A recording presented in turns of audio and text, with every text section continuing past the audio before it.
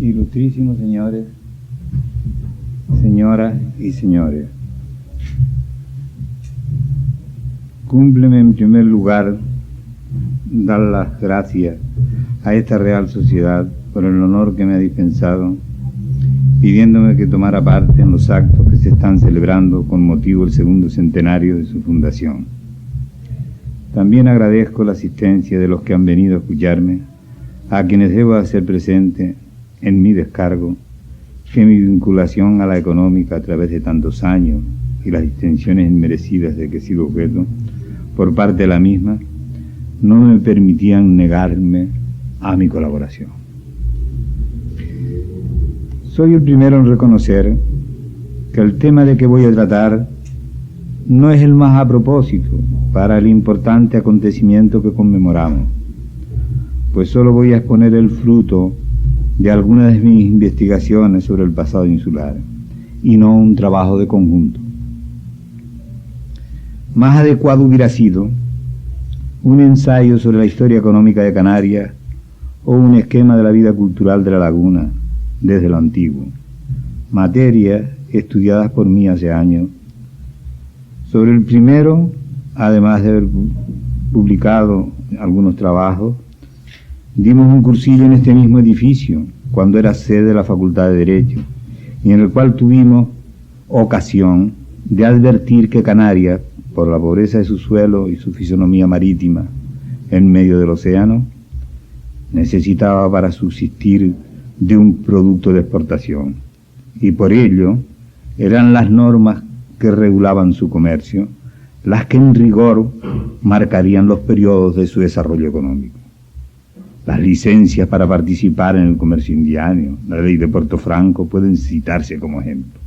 y no establecer como señales para la exposición una referencia a monocultivo, tópico que afortunadamente ya en el curso organizado por el maestro Betancourt Massieu ya se va abandonando. El criterio que acabamos de indicar fue recogido en el periódico de la tarde del 27 de marzo de 1961 al reseñar mi conferencia del Círculo de Bellas Artes en aquellos días. Sobre el pasado cultural de la laguna hablamos con motivo del cincuentenario de la fundación del Ateneo, y la reseña de este apareció en el día de 21 de septiembre de 1954. Distinguíamos entonces en el fluir cultural de la laguna lo que correspondía a las corporaciones públicas o estatales, de la que era de obra de sus tertulias literarias o entidades culturales. Y aún hablábamos de un tercer apartado, donde tendrían cabida las publicaciones y periódicos. La sistematización que hicimos, estimamos que ya no es válida para el momento presente, pues el contacto con el público por medio de conferencias es frecuente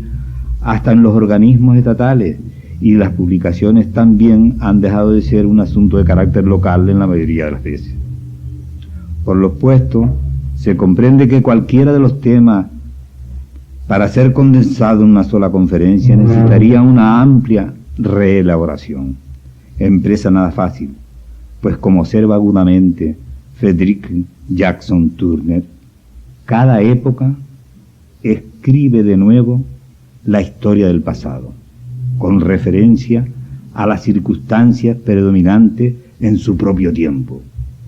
Esto que dice Turner es recogido por Merton y otros, incluso historiadores españoles, con verdadero gusto, puesto que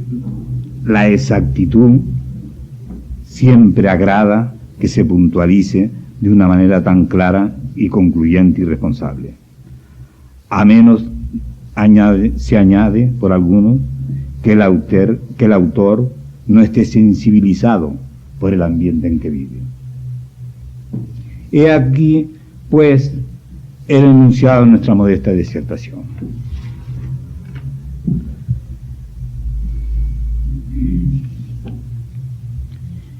Triunfo de la Candelaria y su donante don Bartolomé Antonio Montañés. Es cierto, como afirma el profesor Hernández Pereira, que toda la bibliografía que escribe El triunfo de la Candelaria, que hasta la actualidad existe en la plaza que lleva este nombre en Santa Cruz de Tenerife, está concorde en que es 1778 el año en que fue erigido.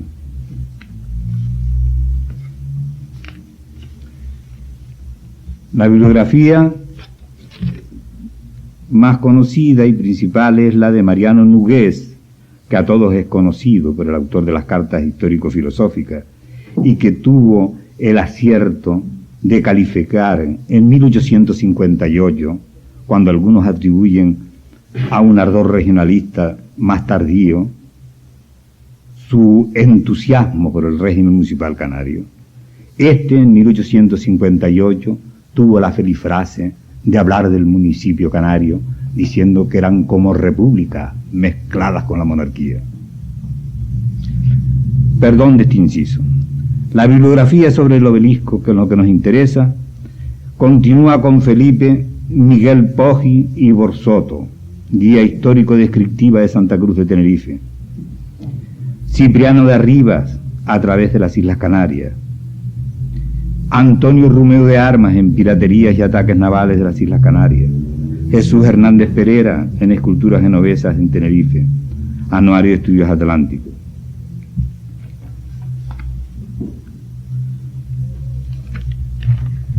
Todos estos autores, o la mayoría de estos autores, incluso transcriben textualmente,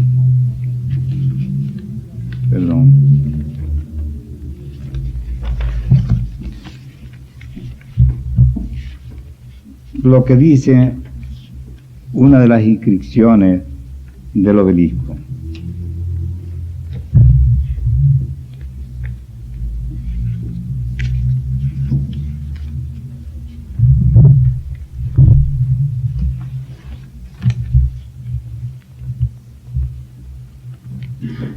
Que dice así: a expensas del capitán don Bartolomé Antonio Montañés, castellano perpetuo del Castillo Real de la Marina de Candelaria, año de nuestro Señor Jesucristo, 1778, el 10º del pontificado de nuestro Padre Clemente XIII y el 9º de la proclamación en Madrid de nuestro católico Rey y Señor don Carlos III.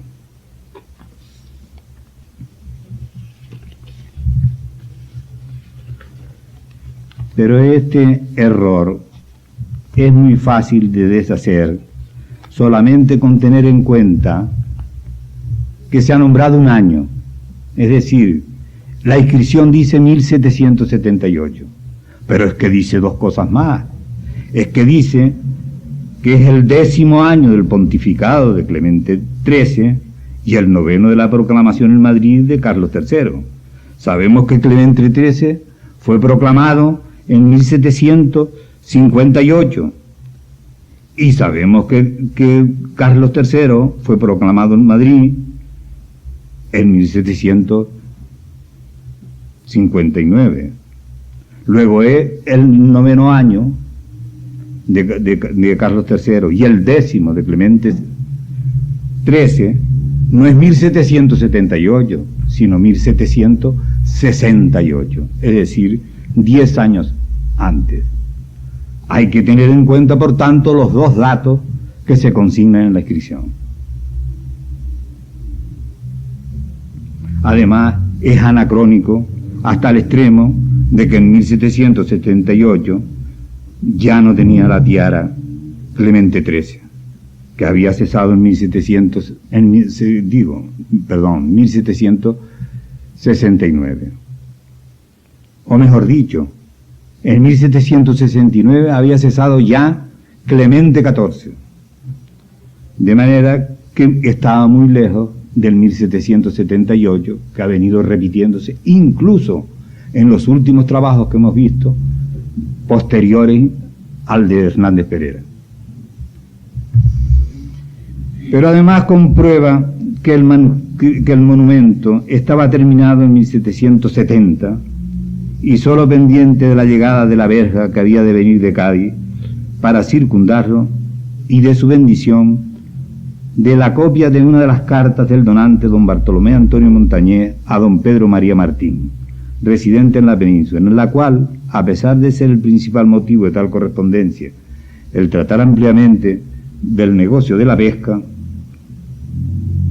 en la costa de Berbería, se lee el párrafo siguiente: como paisano y amigo le participo a vuestra merced, me ha concedido el Señor ver cumplido mi voto que de años ha tenía hecho dirigir en esta plaza principal de nuestra patrona y señora de Candelaria un triunfo, cuya máquina de mármol he hecho venir de Génova, de alto de 13,5 varas, castellana, y al pie están los cuatro hijos del rey Tinifer, en estatuas de 9 cuartas, primorosamente ejecutadas, como lo está Nuestra Señora de un mármol muy blanco. Espero, con primera embarcación de Cádiz, 40 varas de reja para guarnecer el triunfo, y su bendición se hará el día 8 de la Inmaculada Concepción, y se repartirán 10 dotes a 200 pesos cada uno, y otras tantas doncellas honestas y pobres que se han puesto en matrimonio. Las 9 dotes las ha dado mi amigo el ilustrísimo señor don Francisco Delgado, obispo de Sigüenza, y el una, este señor obispo actual de estas islas, no pudiendo hacer más por sus empeños. Me costará más de 1000 doblones el todo, pero me creo, o crea vuestra merced, no he visto en España una cosa tan magnífica.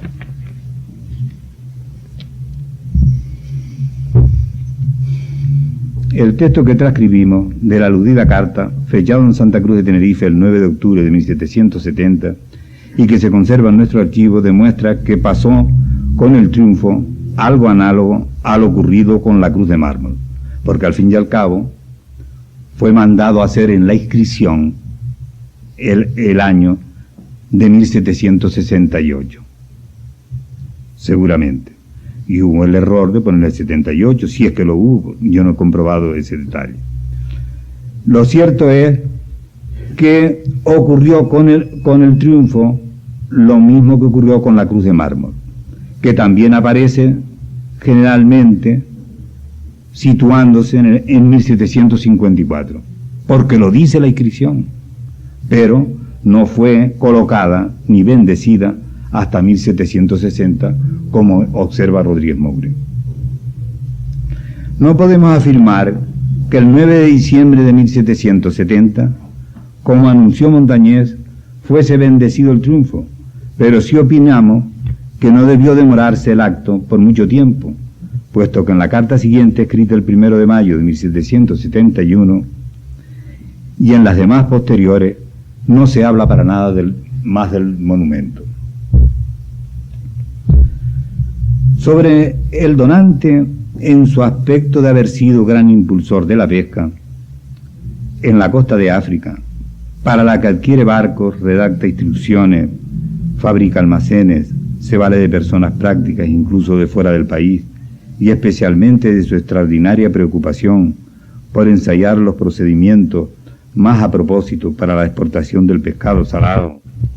en las mejores condiciones, contiene numerosas datas las aludidas cartas, y asimismo tenemos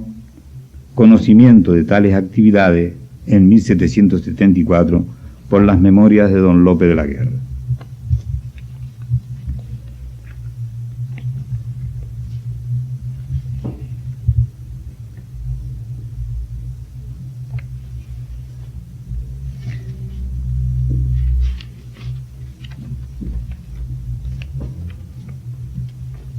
No sé si abuso de vuestra atención, cumplimentando la carta donde está el fragmento que habla de la colocación del triunfo o de la terminación del triunfo, con lo que dice en esa sola carta, son muchas las cartas, relativa a la pesca. Dice que desde el año de 1764, lleno de celo por esta pesca, que puede llenar todos los deseos de nuestro católico rey, el asunto de la pesca no solamente tiene interés, como si dijéramos hasta la actualidad, sino que constituye uno de los temas a que siempre ha atendido la Real Sociedad Económica, y de esa manera se ha tenido en cuenta hasta para el anuncio del premio de don Lope de la Guerra, en que se habla que uno de los temas admisibles es el que se hable de la historia de la pesca. Dice: envié a don Fernando Rodríguez de Molina, que estaba en Madrid, y nos comunicamos con este particular todas las especies de pescados que rústicamente benefician a nuestros pescadores. Los cargué en octubre y llegaron a Madrid los cajones y barriles que los comprendían en abril, después de 6 meses de fermentación. Esta demostración no sirvió casi de nada, y aunque se repitió y llegó en menos tiempo, no tuvo la aprobación que hemos deseado, y vino la inacción. No había llegado el momento feliz del acierto, por no haber en la costa parajes aparentes donde hacer almacenes para secar el pescado, pues siendo los barcos cortos de pozo, con 2 lanchas y mucha gente, es moralmente imposible hacer la maniobra de prensarlo a bordo, ni de orearlo, por la frecuente garúa que trae la brisa. Esto es una niebla espesa cargada de agua, que paradas sus partículas en los palos y jarcias, baja en gotas sobre el pescado y lo pone amargo, por cuya razón luego que lo abren y salan, lo aplican y ponen en la bodega bajo unos grandes encerados, para libertarlo de esta lluvia amarga que causa el alquitrán, y también los golpes de mar que les va dentro, porque como el pescado es tan grueso, y no le quitan más que las agallas, dejando la cabeza y grosura cerca de la ombligada, por cuya razón se rancia breve, han arbitrado hacer los barcos sin cubierta para que les entre fresco y no se les pierda tan luego bajo de cubierta. Estos fuertes obstáculos me han casi puesto en la inacción, como dije antes, pero estimulado del deseo de nuestro monarca, que Dios guarde, y del celo de sus ministros de promoverlo, yo vuelvo a emprender la germinación de esta semilla que se puede ver muy fecunda. Pondré en obra las advertencias que tengo y vuestra merced me apunta, y si Dios, por los méritos de nuestro Señor Jesucristo y su Madre Santísima, nos concediese el acierto, no me ensorbeceré, como que sé que no está en mi fuerza, pero me llenaré de complacencia de hacer alguna cosa por el rey y por mi patria. Este negocio, para hacerlo menos mal, pide tiempo. La pesca está ahora cerca de 200 leguas al sur, y no siempre es en un puesto, y es otro de los grandes obstáculos para hacer almacenes en la costa, entre unos bárbaros que no se sujetan al emperador de Marruecos, ni éste puede responder de los insultos que nos hagan. Debo buscar hombres de buena ley que observen mi instrucción, y a su tiempo daré cuenta de este negocio para mí de tanta consecuencia. Nada más dice esta carta, la de 9 de octubre del 70, a la única que me remito ahora, que indico ahora. No vamos a entrar ahora en todas las vicisitudes, porque pasó el ensayo de los métodos para la exportación del pescado, las rivalidades entre Gran Canaria y Tenerife con motivo de tal negocio, como fue la negativa de fornecimiento de un barco de don Agustín de Cuba en Las Palmas en 1740, que hizo reaccionar a este imponiendo una baja de precio del pescado procedente de Gran Canaria. La audiencia ordenó que compareciese Cuba en Gran Canaria, lo que no tuvo efecto por estar él de capitán en un registro para Campeche y el juez de Indias haberle amparado. De la correspondencia resulta también otras noticias y de haberse disuelto y creado varias compañías para la pesca y la creación de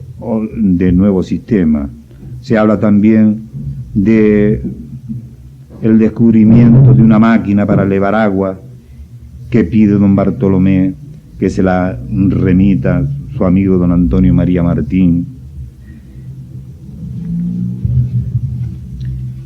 Agua que servía para la elevación de los ríos, y dice que fue inventada por Isidro Caicoya, y que quería saber si podría tener aplicación para las aguas muertas.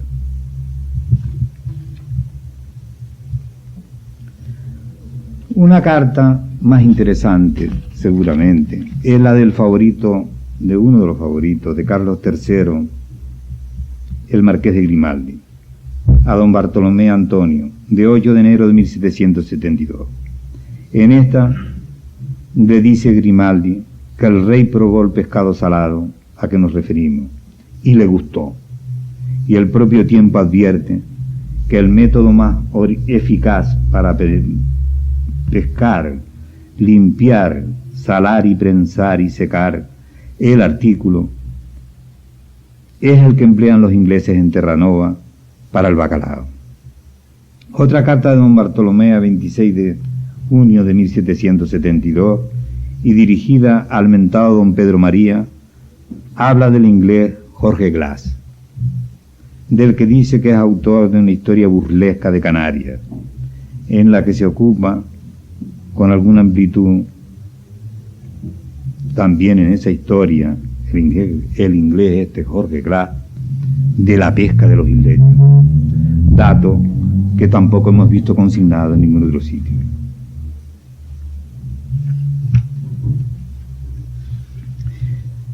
Don Bartolomé añade más datos sobre Glass. Dice que frecuentaba el archipiélago para tomar horchilla y otras para cargar de pescado que vendían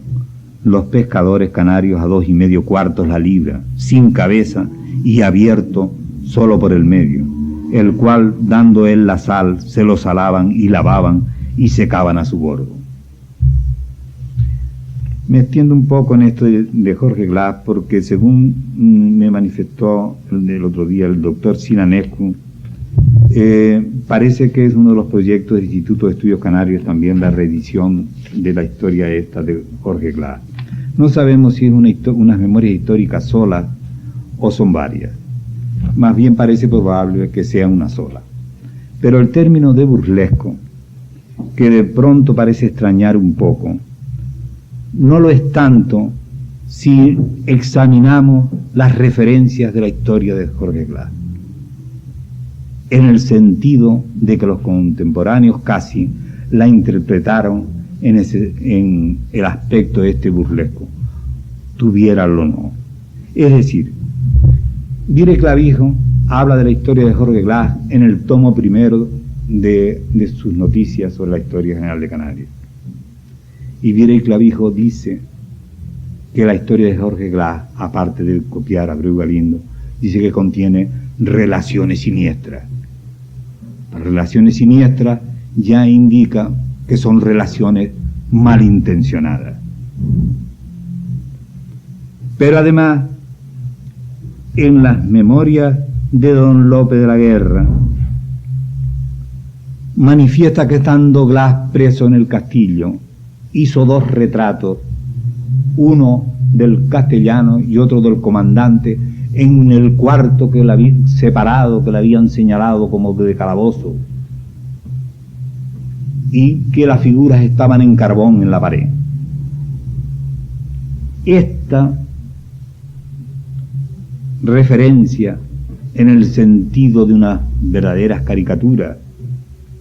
abona la tesis de su humor. Pero todavía dice don Lope más. Don Lope dice que cuando fue interrogado por uno de sus jueces, contestaba con evasiva y sin respeto, porque por lo que el teniente bueno le dijo que mirara con quién estaba hablando, a lo que contestó Glass: Yo bien sé con quién estoy hablando. Estamos hablando un inglés libre con un esclavo español. Y pone don Lope al margen. Contesta con burla a su juez que le pide confesión. Esta obra de don Lope se puede consultar, como ustedes saben, en el Museo Canario, donde se editó, y puede verse estas anotaciones al margen, en el sentido de calificar la burlesca. También cuando se le acusa de haber querido cohechar a un comandante, al coronel de Lanzarote, se dice que Glass le regaló unas pistolas. A eso contesta Glass, que el presentar a un militar unas pistolas, cuando a los generales se les regala por otros, y en lugar de causar la indignación, los generales le favorecen y hasta le dan empleo, tampoco considera que sea una responsabilidad para él el haber presentado dicha pistola. A ello, dice don Lope de la Guerra, también marginalmente, una sátira al comandante general. Pero todavía hay algo más definitivo, y es que cuando se va de la prisión, lo más que le encarga la Castellana es, o le suplica, para ser más exacto, es que en las memorias históricas que ha redactado en la prisión, que no lo nombre ni por nada, que no la nombre, que no la mencione en ninguna forma.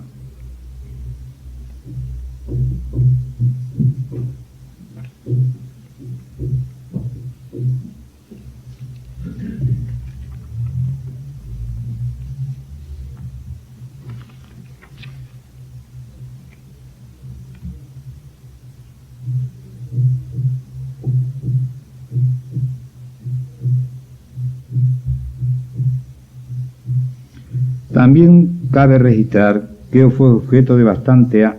atención por parte de Montañés la cultura popular y singularmente la enseñanza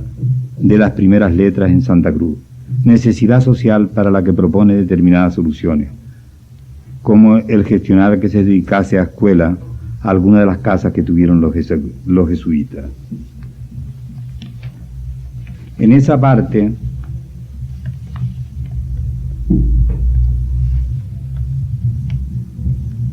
dice la carta de 1 de mayo de 1771. A otra cosa, vuestra merced no ignora la rusticidad de la mayor parte de nuestros paisanos, por no saber leer y escribir. Entre tantos pescadores que he tratado para la empresa de la pesca, no he encontrado uno adornado con esta gracia, que les traería bien. Esto depende de la falta que tenemos de escuelas en todas las islas, en las que los conventos que hay aquí, por ejemplo,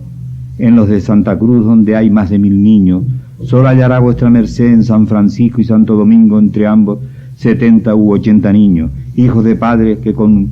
más conocimiento saben el bien que les hacen. Los demás hijos de los pobres están vagando por el pueblo y marina,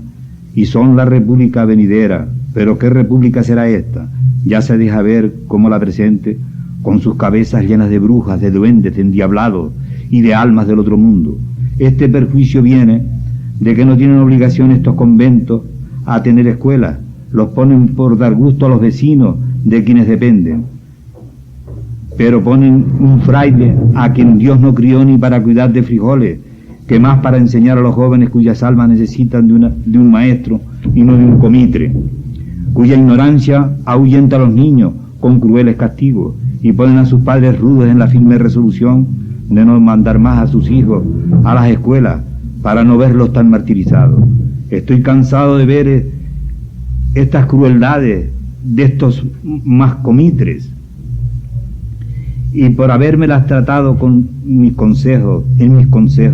a fin de que no me causen tanto perjuicio a la República, he hecho venir a 2 distintos tiempos por mano de don José Roura 400 muestras de esa escuela pía, le escribe a don Antonio María Martín, para repartirla y aplicarla con dulzura, a fin de que comprendan el daño que causan con tan terribles castigos que deben reservar para cuando quebranten los niños las divinas preceptos, si sus almas están desplegadas para venerarlos. Pero es echar perlas a los ochos, pues su respuesta es así los enseñaron a ellos, y que las letras con sangre entran. Digo todo esto para interesar a vuestra merced en bien de nuestra patria, en un asunto de esta importancia, y lo conoce más a fondo su jefe, el señor Campomanes. La religión belemita, cuyo patriarca es nuestro paisano Pedro de San José Betancur, es una religión que no solo admitida en la Iglesia de Dios para cuidar de los enfermos convalecientes, sino también para la enseñanza de las primeras letras, para que el Señor les conceda especiales gracias para continuar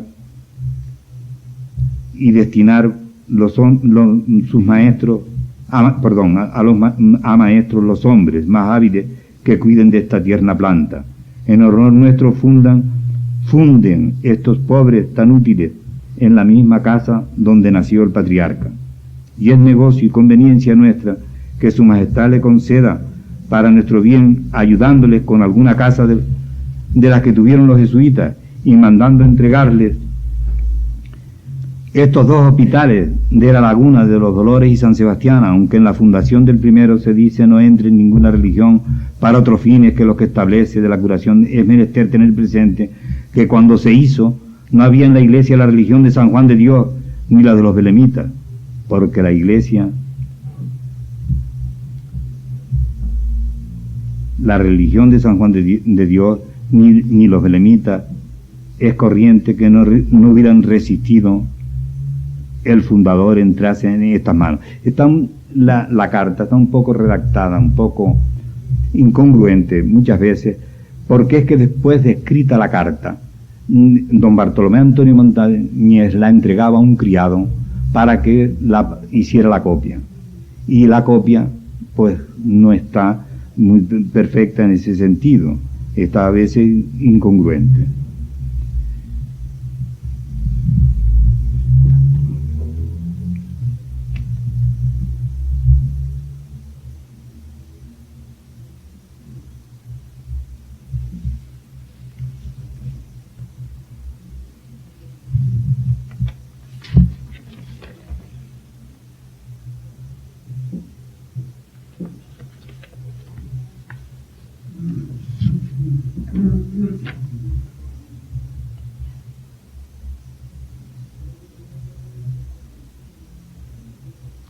En cuanto a don Bartolomé Antonio, como bienhechor de la Iglesia Matriz de la Concepción de Santa Cruz de Tenerife y de la Iglesia y Convento de Candelaria, nos remitimos a no pocas noticias que nos da de su generosidad en relación con tales templos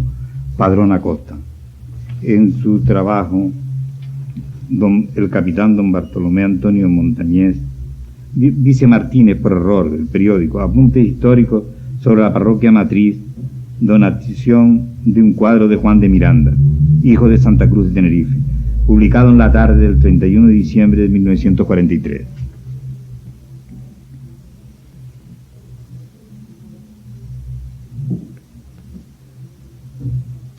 Padrón Acosta, también como aportación a la biografía de Montañés, dice que éste tuvo su domicilio en la calle de la Marina, donde vivió siempre que estaba en Santa Cruz, pero esta afirmación no viene en armonía con la correspondencia tantas veces citada, pues en esta resulta que su morada era la casa de carta. Don Bartolomé Antonio Montañés murió soltero de 70 años y al parecer vivía en la casa de carta, primero porque la casa de carta permite que estuviera ocupada, puesto que se le asigna como fecha de edificación 1752, y en 30 de abril de 1772 escribió don Bartolomé al marqués de Grimaldi haciendo constar que llevaba viviendo con don Matías Carta 42 años. Don Bartolomé y don Matías, además de ser compadres, les unían varias empresas. Aparte del asunto de la pesca, y una amistad íntima no solo se revela en lo expuesto, sino que el segundo encarga al primero de sus disposiciones testamentarias. Y a este, o sea, a don Bartolomé, le heredan los hijos de don Matías, según se desprende del testamento de doña Ignacia Carta, otorgada en 17 de abril de 1787 ante el escribano Juan Antonio Sansón. El mentado escritor Padrón Acosta debió ver algún documento que dijera que los padres de don Bartolomé, don Miguel Jorge Montañés,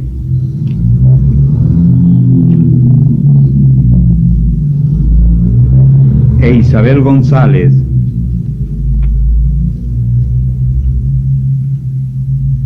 fueron naturales de Santa Cruz. Sin embargo, no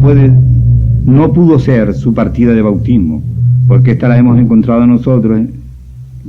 en el archivo de la Iglesia de la Concepción de dicho lugar, extendida el 2 de julio de 1714, y a pesar de los detalles que da, no aparece tal naturaleza, y en cambio da detalles como que se le echó el agua el 12 de junio anterior y que fue su padrino don Bartolomé Casabuena. En realidad, don Miguel, el padre de don Bartolomé, como era de suponer por los apellidos que usó, Jorge Montañés, era natural de Garachico, y así consta de su partida de matrimonio que asimismo se halla en el archivo parroquial de la nombrada iglesia. En el propio asiento se hizo constar que fue hijo de padres no conocidos, y que su casamiento tuvo efecto el 29 de noviembre de 1711, y la velación el 29 de agosto de 1729. Su esposa Isabel González sí figura en dicha ocasión como natural y vecina de Santa Cruz, al igual que los padres de esta, que fueron Diego González, a la sazón difunto, y Francisca de Padilla, su mujer. Por lo que hemos referido, y por las circunstancias de aparecer don Bartolomé en la citada cruz de mármol con los apellidos de Méndez Montañés, no es aventurado suponerle vinculado a la familia de su apellido, Jorge Montañés, que se apellidó así primero y después Méndez Montañés en San Pedro de Daute.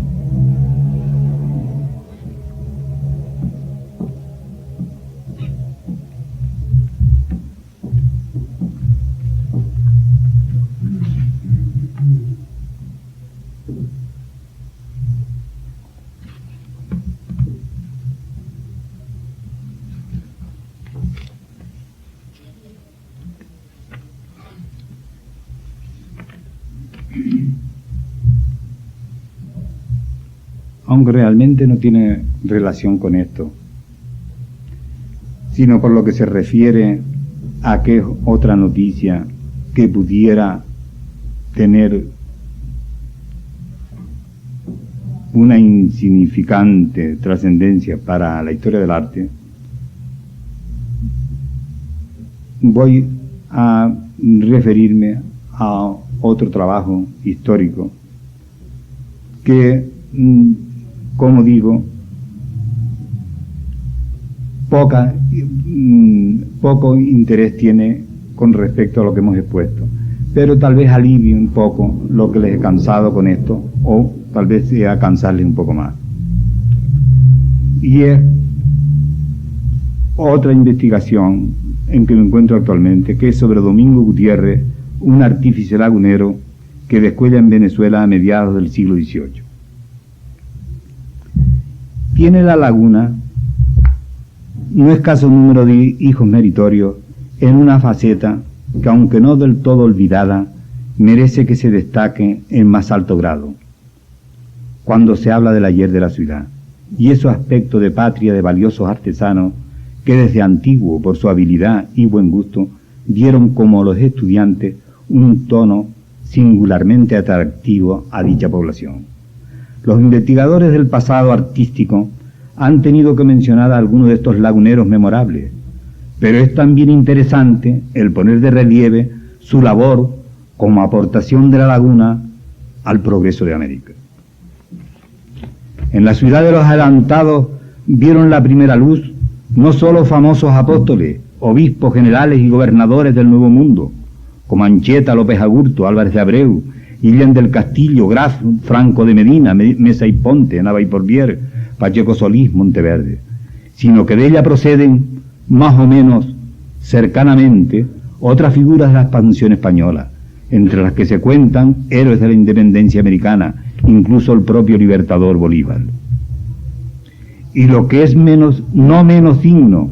de resaltar, contribuyó en unión de las demás localidades canarias, sin necesidad de hacer mérito de tantos emigrantes que aumentaron el número del hombre medio del otro lado del océano, con multitud de trabajadores cuyo esfuerzo anónimo e individualmente ignorado transforma los vastos campos de América mediante la roturación de sus tierras y llevando a cabo fecundos cultivos. Por ello es justo valorar, al extender la materia de lo histórico, cuánto se debe al hombre isleño en el afán colectivo y silencioso de adelantar la vida económica de aquellos lejanos territorios. Como ejemplo de artesano lagunero que desempeña un lucido papel en América, encontramos a Domingo Gutiérrez, sobre quien al parecer prepara un estudio biográfico el investigador venezolano Carlos Duarte, puesto que este escritor solicita en reciente carta nuestra colaboración para obtener los antecedentes familiares del citado artífice en la laguna. Duarte asegura que Gutiérrez fue un ebanista muy importante para la historia, tanto de las islas como de Venezuela, por ser el repetido artesano quien introdujo por primera vez en aquel país el estilo rococó que aparece en sus retablos, marcos, muebles, etc. Añade como dato biográfico que en 1730 contrajo matrimonio en Santiago de León de Caracas y que su llegada a Venezuela procedente de la laguna debió ser cuando contaba solo 20 años.